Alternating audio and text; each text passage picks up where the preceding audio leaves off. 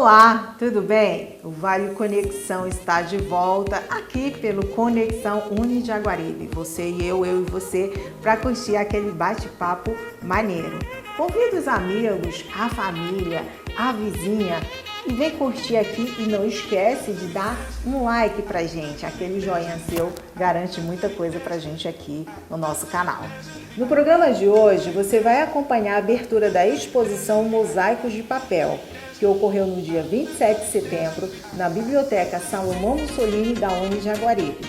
Nesta exposição, o artista Nixon Araújo dialoga com a experiência do sagrado e outros mosaicos na tentativa de trazer uma reflexão, não só do ponto de vista religioso, mas do ponto de vista daquilo que nós somos, o que pensamos e o que fazemos no cotidiano.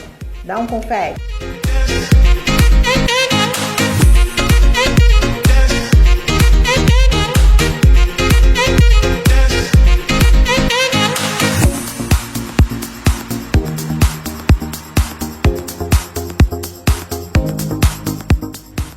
Isso e as suas fontes de inspiração. Conta pra gente. Na verdade, a minha obra ela nasce nas comunidades eclesiais de base e na catequese do Zé Halt, como a gente brinca lá no José Walter, Conjunto Habitacional José Walter. E a gente trabalhava nas comunidades e não tinha dinheiro para fazer os cartazes, né, do domingo, da liturgia.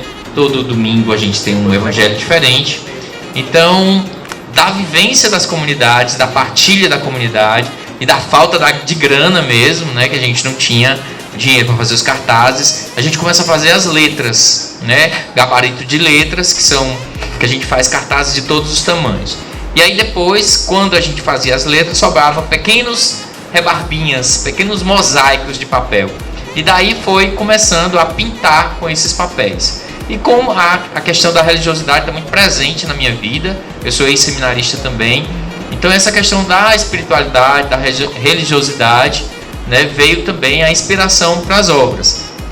Todo mundo fala, você não faz outra coisa, vai fazer outro tipo de trabalho, mas todo mundo me provoca para a questão da religiosidade, né? Então assim, tá dando certo, então a gente prefere, porque tem uma vivência pessoal muito próxima, né? Eu acho que é reconstrução, os materiais, né? Então está muito próximo disso. Essa experiência do sagrado também faz parte da minha inspiração. Bacana. E aí eu fiquei curiosa. Ele disse que as pessoas perguntam se ele não faz outra coisa. Quais são as outras coisas que você faz? Então, a gente chama os outros mosaicos, né? Então a gente ia trazer mais coisas, mas com o tempo as pessoas vão comprando, então a gente fez uma série para a Unilab, né? Vocês sabem, eu esqueci de dizer que eu trabalho na Universidade da Integração Internacional da Lusofonia Afro-Brasileira, lá em Redenção, e trabalho com jovens, né? Sou coordenador de arte e cultura. Então a gente fez uma sequência em homenagem à Unilab, que é a história da travessia, né? E aí eu doei para a universidade. Então está muito ligado também à questão dos negros, da afro-brasileira, né? Das questões afro-brasileiras, porque a gente acha que a gente precisa. Nós temos uma dívida histórica com as pessoas que foram escravizadas, trazidas à força do Atlântico para cá, para servirem, né? Aos coronéis, aos donos, né? Então a gente tem essa dívida histórica, né, de resgatar e dar liberdade. Tanto os meus santos, que se vocês forem perceber, eles não são brancos, eles são negros, né, eles vêm enegrecendo, empretecendo com o tempo. Então essa minha ligação também com o meu trabalho, eu sempre digo que a gente não consegue ter essa relação bipolar com o trabalho, né, ou é só trabalho, ou é só vida pessoal.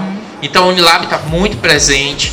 Os estudantes da Unilab, né, os africanos e os timorenses que são lá da Ásia estão muito presentes também no meu trabalho. Então tem muito disso que eu faço, né? Mas assim, os santos são realmente a força do meu trabalho. É interessante isso que você fala, os santos negros, né? Você traz a questão da negritude muito forte, mas também chama a atenção o fato deles não terem muito claro os olhos, a boca, né? Então, o que é isso? Foi proposital? O que você quis passar com isso daí? No caso você, que cada um tem a sua interpretação artística. Como é que é isso? é essa a intenção mesmo, é de não ter o rosto, né, principalmente os santos. Eu acredito que o santo é o ser humano que se melhorou, que foi aprendendo a ser melhor. A minha obra, ela trabalha com materiais recicláveis, né? Então o ser humano também é esse ser que vai se melhorando, se reaprendendo, se refazendo. Então os meus santos não têm rosto para que a gente se olhe e se contemple na possibilidade de ser melhor, né? de estar criando um mundo melhor. Então os materiais que eu trabalho estão baseados nisso, né? São coisas que supostamente iam para o lixo, não eram aproveitados e são reaproveitados, são ressignificados. Então os santos não têm rosto exatamente para isso, para que a gente se olhe no rosto dos santos e tenha a possibilidade, não de ser santo, mas eu acho que também isso, mas de ser melhor, de ser, né, construir um mundo melhor, né, da onde eu venho, das comunidades eclesiais de base. A gente sempre falava de partilha, né, de um mundo melhor, de um mundo mais humano. Bacana. E entre os santos, eu estou vendo aqui São Sebastião, né, que é Xangô no afro.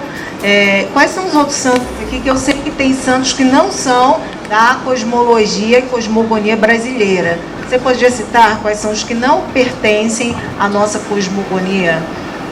Na verdade, assim, eu tenho uma verdadeira paixão por Nossa Senhora, né? Tanto que nós temos 4 quadros lá. Eu acho que a primeira obra que eu fiz na minha vida foi Nossa Senhora. Nós temos Nossa Senhora da Alegria, aquela primeira lá, que ela está grávida, e é uma homenagem ao povo do sertão, né? Então é essa mulher sofrida que carrega seu filho, mas que está alegre por vai ter o seu filho. É homenagem ao 4º domingo do Advento também, que os padres e os paramentos, né, e a igreja se veste de alegria por essa mulher que na espera do Redentor, esperanceia, né? Então assim, e aí tem Nossa Senhora, tem o Menino Jesus de Praga, tem Nosso Senhor Misericordioso. Aqui nós temos a contadora de história, né, que não está dentro da questão da cosmologia e do santoral, mas que é essa... a gente fala que o Hélio, né, que é meu companheiro que está presente sempre comigo, ele cria a história, né? Então ele colocou ela aqui contando toda essa história dos santos, né, que se confunde com o humano, né? Tem São Miguel, São Juan de la Cruz, né, que é em homenagem também ao espanhol, que também está muito presente na vida da gente. São José Negro e São Francisco. Acho que é isso. E esse quadro aqui, o Pax Vobis, o que é isso? Pax Vobis, o Paz esteja contigo, né? Na verdade é o encontro de Jesus com os discípulos de Emaús. E esse quadro, ele tem muito, assim, além do encontro, né, da partilha do pão, ele tem um pouco do resumo da minha técnica, né, que eu falei para vocês. Posso levantar? Fica à vontade. Então, assim, a questão da letra, que eu comecei a fazer a letra, né, e aí sobrava pequenas rebarbas, né, e aparas das letras, eu comecei a fazer a moldura dos cartazes. E depois dos cartazes, quando eu via que era muito grande, né, os mosaicos, eu ia juntando um mosaico a outro. E comecei a descobrir que eu podia pintar, dar texturas, né, criar... aqui não tem nenhuma aplicação de tinta, gente. É tudo papel reciclado que vem da rua, né? As texturas, esse bordado aqui que eu chamo de bordado, depois eu quero que vocês cheguem perto. É tudo original do papel. As estrelas, né, são material que vem da farmácia, do banco, né? Não posso falar, eu sei, o Hélio fica me policiando que eu não posso falar de onde que vem, mas assim, de farmácia, de revista. Então essas texturas é tudo criado com papel original, papel reciclável. O preto também, né? Não tem nada de tinta. Eu primeiro desenho, faço o desenho no papel branco, venho com o colorido todo, e aí depois venho contornando, desenhando novamente, e aí é que dá esse destaque, né, o preto. Eu adoro a Black Friday, não porque compro na Black Friday, porque o preto, né, o preto é o único momento que o mercado de marketing usa muito o preto, que é na Black Friday. Então o preto é uma riqueza para mim. O preto e o marrom, que são duas cores que não são usadas muito no marketing. Então o marrom, né, esses tons de pele Então eu vou a alguns lugares, já guardam para mim, mas é minha riqueza, o preto e o marrom, para dar o tom da pele. Antigamente eu fazia a pele com papel, com envelope pardo, mas eu não gostava muito porque ficava muito chapado, assim, muito liso, e eu queria esse degradê diferenciado no tom da pele. Bacana. Vocês entenderam agora porque a professora habla só de preto, né? Porque eu sou rara no mercado também. A Black Friday. Registrar a presença do Hélio, que é professor da UFC, gente, de língua espanhola. Olha que luxo a gente aqui com ele. Uma salva de palmas para ele.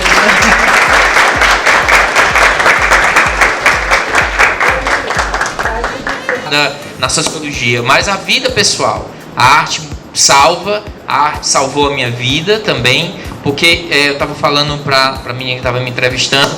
Quando eu era adolescente, eu tinha muito problema de depressão. Acho que esse mês, o mês amarelo, é interessante a gente falar muito disso. E a essa arte, esses pequenos pedacinhos de papel, que colados foram me requalificando, me refazendo, me reutilizando.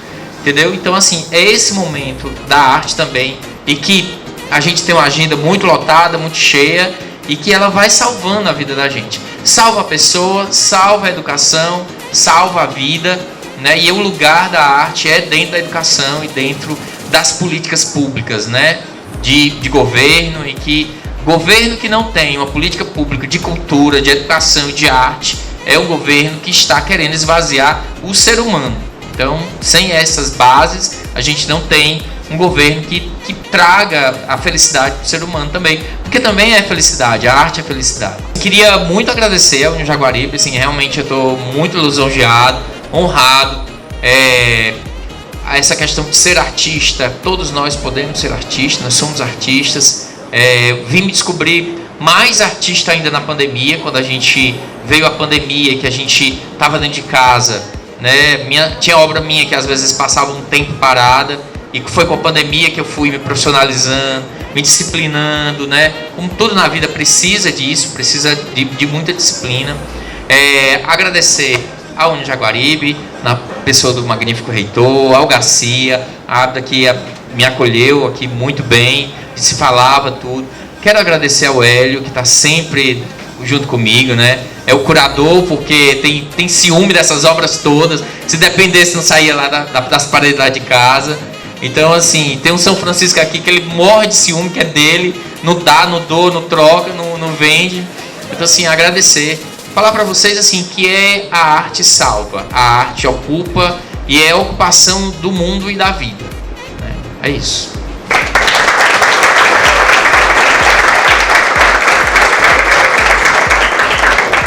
Muito obrigada ao Nixon. Desculpa qualquer incômodo, qualquer perrengue, né? Mas a ideia era a gente lotar a biblioteca, e nós conseguimos, viu, Giovana? Conseguimos lotar a biblioteca, trazer diferentes cursos e, claro, dizer, gente, que a universidade, ela não é só matéria de sala de aula. Ela é cinema, ela é arte, ela é música, é audiovisual, é tudo mais que cultura, o Felipe falou ali, é tudo mais que vocês puderem enriquecer o currículo de vocês, não para colocar lá no Lattes, mas para levar para a vida. Então, mais uma vez, Nixon, muito obrigada. Então, você está gostando do bate-papo sobre a exposição das artes de papel? Claro que sim. E agora, a gente quer mostrar também quem esteve com a gente, que foi o reitor Roque Albuquerque e a professora Cláudia Carioca, que representam a Unilab, a Universidade Federal do Interior do Ceará, que dialoga com as africanidades, os portugueses, os brasileiros e, claro, com uma universidade. É a universidade de uma forma reflexiva e dialógica. Dá um confere? Professor Roque Albuquerque, nós esperamos ansiosamente pela sua visita. Os alunos têm uma curiosidade enorme sobre a sua gestão na Unilab, né? Eles já perguntaram o que podiam para o Nixon, mas o Nixon também vai participar. Mas, Nixon, você me dá licença, eu vou começar com ele. Então, os alunos, inclusive a nossa repórter, Gabi, que é do curso de Direito, fez toda uma leitura da sua biografia e existe um dado que é muito importante. O professor Roque Albuquerque é o reitor da Unilab e é cigano. O que é isso? Conta pra gente um pouquinho da sua trajetória. E a senhora pode ficar à vontade para falar também, tá? Saudações, Tony Henrique aí, atleta Ábida. Então tem o nome pai raiz hebraica, tá? Essa figura, esse artista que eu sou realmente apaixonado pela arte, por ele, né? É uma figura que a gente tem um grande carinho. Hélio, grande amigo também, companheiro, vice-reitora, professora Cláudia. É uma imensa honra poder chegar aqui e discutir com um grupo tão seleto aí, grupo magnífico, são vocês mesmos. E essa trajetória, cigano é uma etnia, eu sou de etnia Calon. Os ciganos, eles passaram por um processo, dos que chegaram no Brasil, eles vieram mais em massa. Tem histórias de cigano, lendas, né? Uma das lendas mais comuns atribuídas aos ciganos tem um grande fundamento, que todos nós sabemos que tentaram escravizar índios, escravizaram mouros, né, que eram muçulmanos, vindos da Arábia e do norte da África, e africanos na história.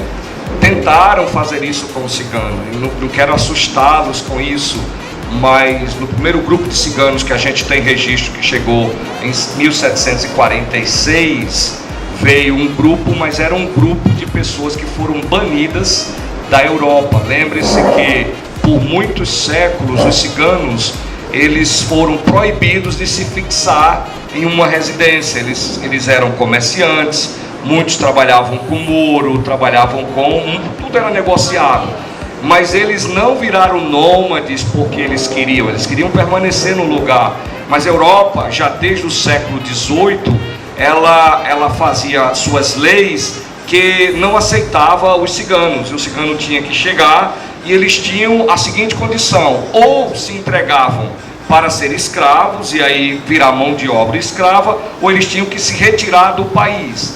Isso já no século XVII, e começou até culminar no grande massacre em 25 de maio de 1932, que Hitler ele assassinou mais de 325 mil ciganos em questão de uma semana, e poucas pessoas sabem disso. O grupo, no período da Revolução Russa, historiadores precisavam olhar para esse lado. Já em 1917, havia dentro da própria Rússia um grande movimento antissemita dentro da própria Rússia, assim como também já estava na Europa como um todo.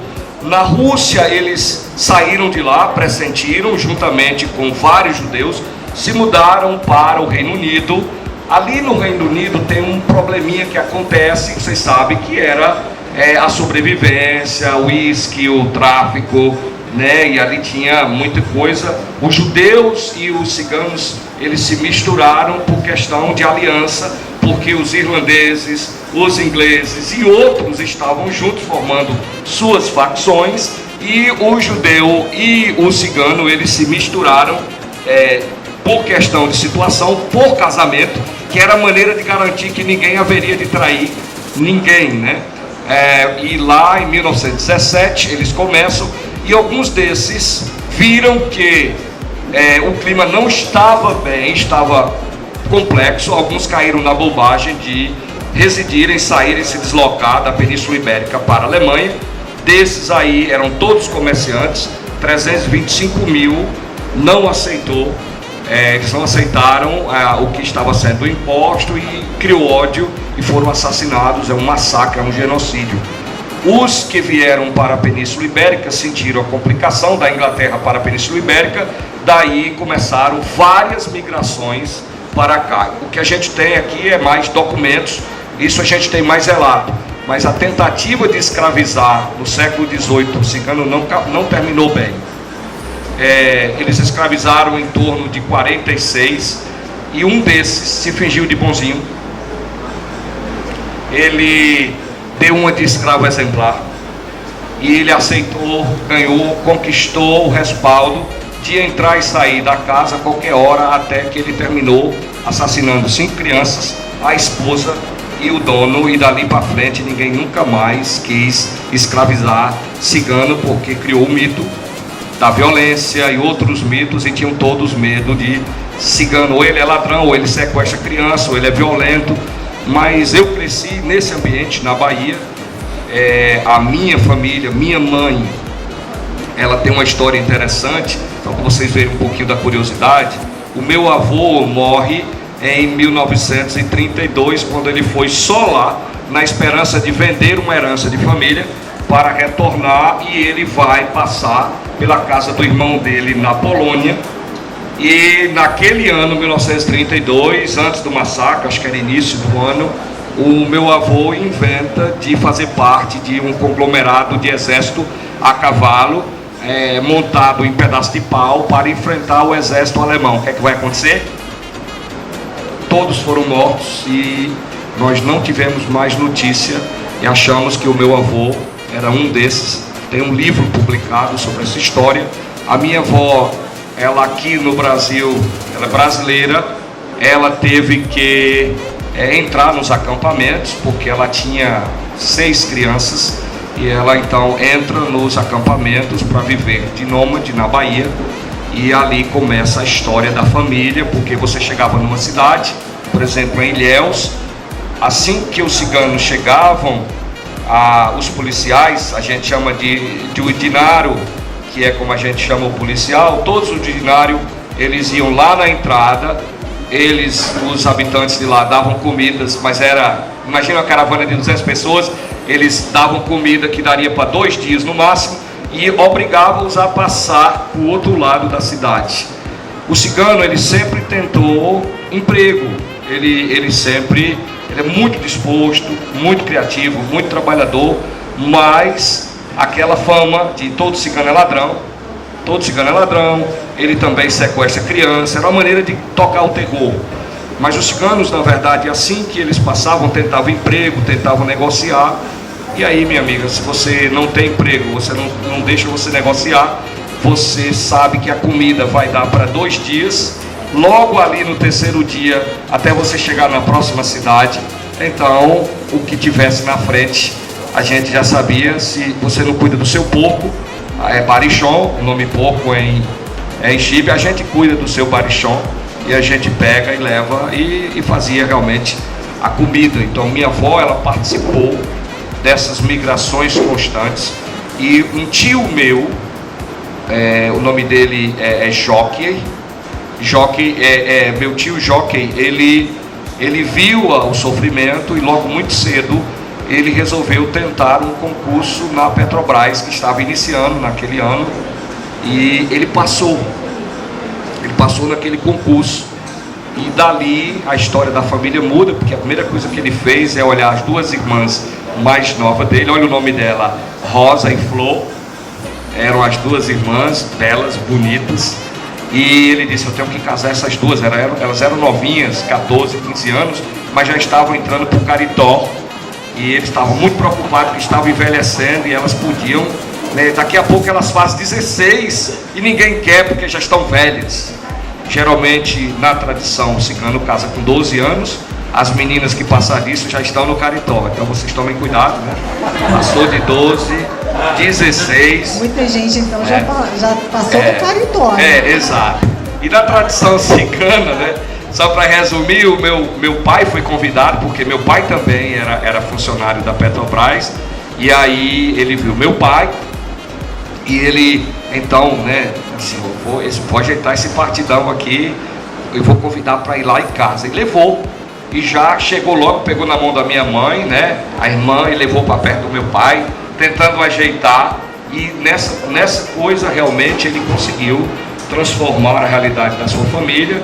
Minha mãe casa com meu pai, Flor casa com um outro amigo, e pela primeira vez a minha avó, ela consegue sair, porque era quase um trabalho escravo.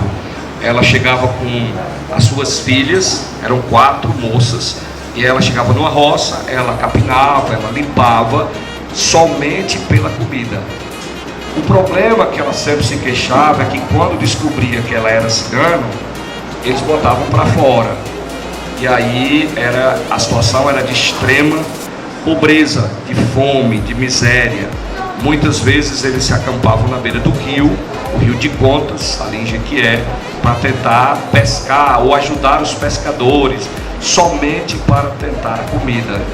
Quando meu pai casa com a minha mãe, meu pai era uma pessoa que tinha uma paixão muito grande pelos ciganos, não sei por qual razão, ele tinha um apego à minha avó, Marta, e Marta tinha esse amor grande por meu pai e eles saem da miséria. Nós tentávamos nos esconder, eu não tinha nenhum problema na escola, eu tentei ir para a escola cedo, ia para a alfabetização, mas assim que o acampamento cigano chegava e que a minha casa ficava cheia, todo mundo descobria que ele é cigano, então eu tinha problemas na escola, porque não importa o que sumisse, a primeira bolsa a ser revistada era minha. Era um ódio que eu tinha disso. Era uma coisa assim que eu ficava irritado. Então eu tinha a minha maneira de resolver. Eu quebrava o pau com todo mundo e quem passasse na minha frente era pedra, murro, eu ficava revoltado. Essa é a razão que eu não tive condições de ser alfabetizado e eu fiquei com trauma, o bullying nas escolas, quando sabiam. Então se meu pai se fixou naquela cidade, a gente mudou pelo menos umas 4 vezes, Santo Amaro, Amélia Rodrigues, São Francisco do Conde e Feira de Santana. Somente em Feira a gente conseguiu se fixar, que já era uma cidade maior, mas nessas outras pequenas não dava, porque todo mundo sabia, né, que éramos ciganos, e daí mudava até na escola, e eu não tinha condições. Então eu fui alfabetizado, ensinado por minha irmã mais velha em casa. Quando eu chego na escola, a rigor eu deveria chegar no 3º ano, porque eu sabia ler, eu sabia interpretar o texto, eu tinha 11 anos, eu tinha condições plenas de poder estar no 3º ano, era o equivalente, mas como não tinha reconhecimento do homeschooling, e eu senti na pele o sonho de um dia, desde criança, por que não aceitam o homeschooling, né? Por que não aceitam? Por que não aceitam? E ainda tem muitas resistências, mas para esse cigano e muitos foi a solução. Então quando eu chego, eles me voltam para o 1º ano, mas aquilo não foi bom para mim, porque você imagina, eu já sabia ler, eu já sabia interpretar texto, eu já sabia tocar algum instrumento, eu tive uma educação diferente, e eu chegava no meio daqueles meninos que estavam ainda aprendendo, e a minha paciência, então eu ia para a escola, eu botava a mão no queixo assim, eu fazia avião, eu pegava caneta, eu era criativo, eu brincava com tudo, e passei uns 3 anos até chegar na minha série, e foi assim muito desanimador, mas o que eu fazia geralmente era encarar essa realidade, porque a minha mãe, ela dizia sempre para mim a frase: os seus irmãos, os seus primos, os seus tios, eu precisamos de você para a gente quebrar essa barreira. Está nas suas mãos, que se você desistir, você vai afetar todos. Então eu sempre pensava, só pode ser verdade. Então se depende de mim, eu vou à frente. Então eu sempre fui um aluno muito curioso. Eu tinha uma facilidade por línguas. Se você me ensinasse uma língua além da nossa, que nós somos de língua chibi e a gente só usa para falar mal dos outros, quando eu estou com minhas irmãs, ou um perigo está se aproximando, a língua era um mecanismo de defesa nosso, porque era a maneira da minha mãe me alertar do perigo, ou me dizer que alguém não prestava, e ela dizia na cara, né? Ela olhava para o outro lado, né? E ela soltava, e ele não entendia nada, ficava sem entender, e eu continuava olhando para baixo, fazendo de conta que ela não estava falando comigo, mas era e é a língua. Fomos proibidos por Dom João de falar, já no início que ele chega, em 1836, ele já proíbe, mas nós nunca deixamos a língua, porque ela é um instrumento da gente poder romper com essas coisas que impõem e tentam nos controlar. É a maneira de extravasarmos e sobreviver através da nossa língua, porque podemos falar mal de qualquer um ou alertar sem que ninguém, e nós somos proibidos. Sim, um episódio que aconteceu. E que situação, professora, pode nos contar? Sim, a Unilab, né? Não sei se vocês já ouviram o nome completo, Universidade da Integração Internacional da Lusofonia Afro-Brasileira. O aluno lá demora assim um semestre para poder falar o nome completo sem olhar, sem ler. Então nós temos um campus fora de sede na cidade de São Francisco do Conde, na Bahia. Então nós fomos numa missão institucional, eu e o professor Roque, para o nosso campus, e ficamos hospedados em Feira de Santana. Uma noite, voltando de um restaurante, passando lá numa rua, estávamos ele, a irmã dele, a família dela, e eu fui na frente e tinha um rapaz que quando viu eu passando, Roque logo percebeu que o rapaz iria me atacar. E aí falou em chive com a irmã dele, e então já me cercaram. Então eu fui naquele momento protegida pela língua.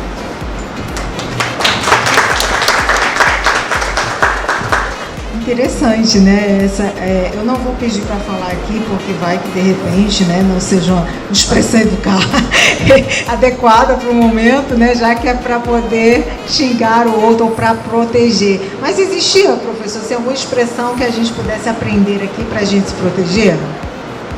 Sempre tem, a palavra comum para você, se tem um perigo por perto, a gente sempre usa uma palavra bem fácil para vocês saberem. Se eu disser de quela, você já sabe. Tome cuidado, preste atenção, olhe ao redor, você tem que ficar atento. De quela, e a gente nunca fala olhando para a pessoa, a gente às vezes distrai, de quela, mas eu já sei, essa é uma palavra bem fácil, de quela. De quela, anotaram? Então, você está gostando do nosso bate-papo? Claro que sim. Então, no próximo programa, daremos a continuidade deste assunto e muito mais coisa bacana que foi dita, refletida e dialogada na abertura da exposição Mosaicos de Papel. Não esquece de deixar o seu joinha aqui para que a gente possa ir bem mais longe no nosso Conexão Unijaguaribe. Tchau, tchau. Até breve.